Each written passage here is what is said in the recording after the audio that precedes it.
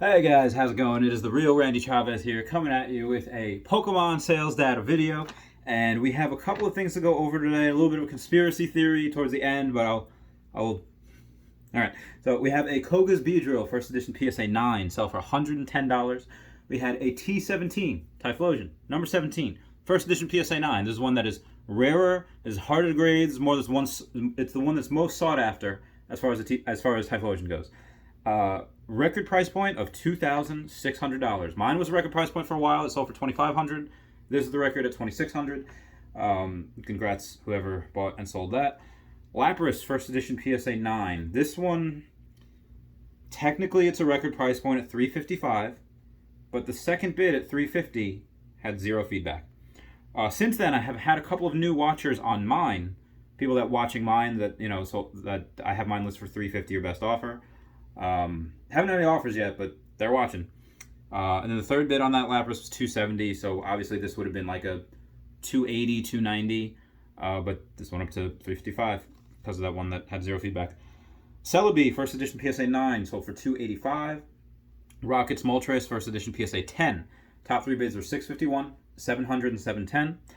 Erica's Clefable First Edition PSA 10 was $324, $339, $344, and the winning bid was $349. Blaine's Charizard First Edition PSA 8. This is a record price point. Now, the fourth bid on this, and I was looking at it when it was at like 600 something, like 650, 680. I was like, the top two bids, okay, one's normal, and the other one was like, it had zero feedback. So I was like, this might not be a real thing. There's only four bidders. The bidding started at 500.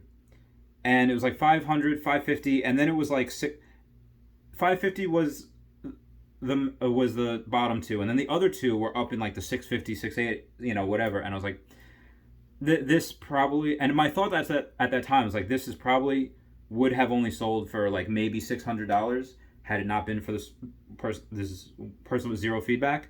But that person with zero feedback stopped at 689. The third bid was 700. Second bid was $719, and the final winning bid was $729 for First Edition PSA 8 Blaine's Charizard. This is a record price point for this card. I think the highest one was in the 600s. It wasn't very high 600s either, but this one $729. So if we're gonna, the last couple PSA 9s for Blaine's Charizard, First Edition, have been around $1,200. We have seen a $1,400 one, but that was a record price point. Most of them have been around the $1,100 to $1,200 mark. If the 8 is getting $729 now, then I hypothesize that we're going to see more PSA 9s at the $1,400, maybe $1,500 mark, and then we will see a 10 sell for $4,200.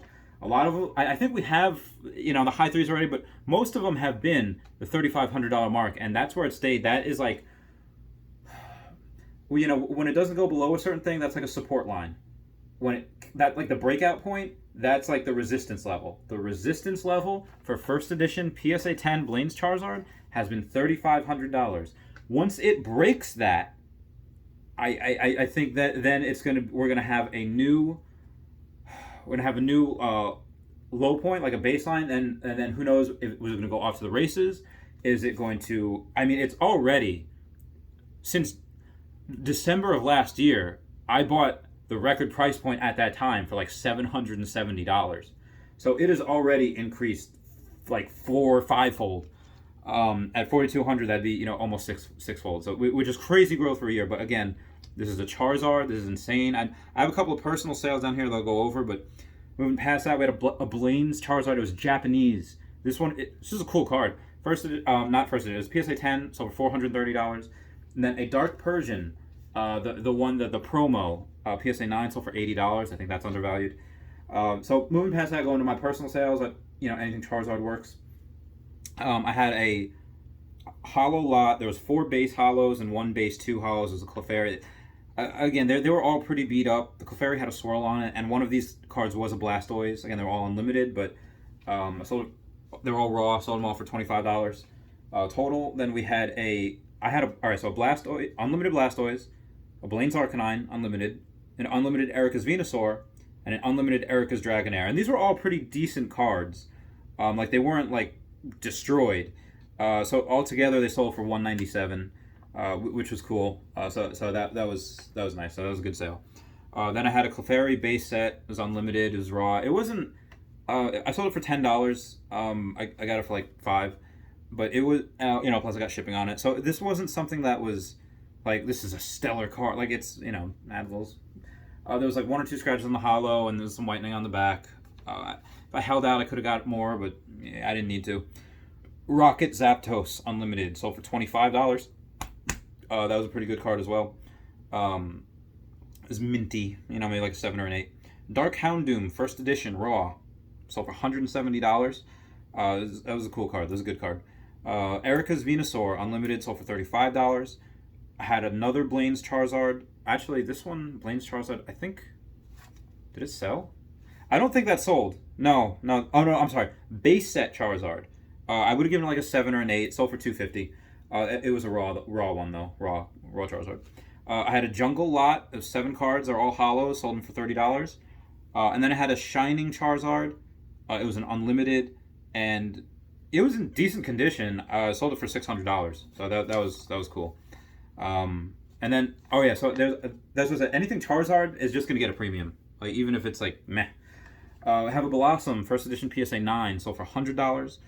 That wasn't mine. Back to normal sales. That I missed them because they're on the other side of the paper. Venusaur base set First Edition PSA 8. The winning bid was $1,225, but the reserve was not met, so it's back on. Lieutenant Surge First Edition PSA 10. This is a conspiracy theory that I have. Top 3 bids were $750, and then top 2 bids were $1,100.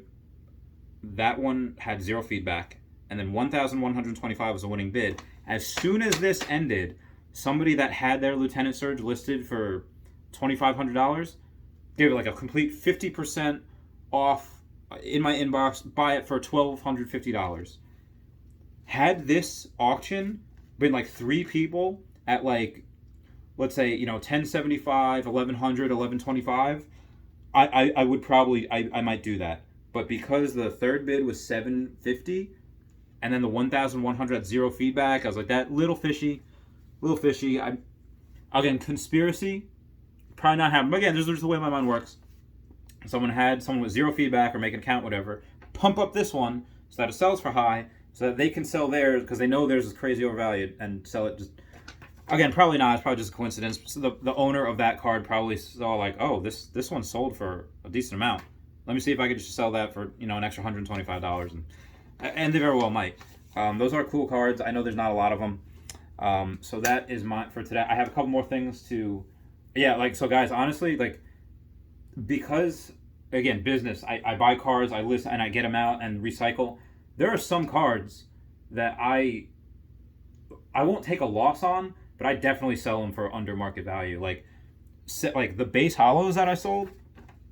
The 4 base hollows. One was a Blastoise and the other was a Clefairy. That the Blastoise alone is probably worth $25. So to sell them all for $25, that they got a good deal. Another Blastoise, a Blaine's Arcanine, the Erica's Venusaur, and the Erica's Dragonair for $197. They probably got a good deal because they weren't like gem mint, but they were like, okay, these are good cards. They're good for binder sets, and a lot of them they were cool.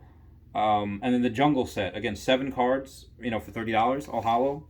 That's something that, and the Shining Charizard, I had multiple offers on that, so these are all bought within 2 days. Some of them bought within 1 day because I would, but so like the cards that I list, some of them, like the ones that are raw, they are going to be, some of them are going to be like, this is a fantastic deal. You could probably take it and flip it, just wait a couple days and then flip it.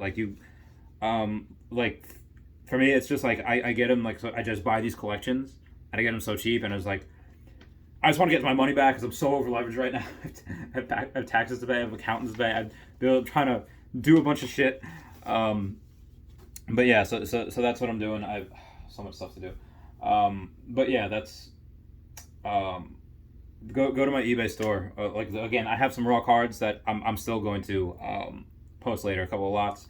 Go to it and say like, oh, hey, these are probably undervalued. He probably just wants to get the inventory out. Anyway, guys, that's it for me. I love you all. Please comment. Comments are good for the YouTube algorithm. I don't know what the fudge my hair is doing. Subscribe and like and do what you do. And just the Patreon, just like $1 a month. It means so much. So much. All right. I love you guys. Bye.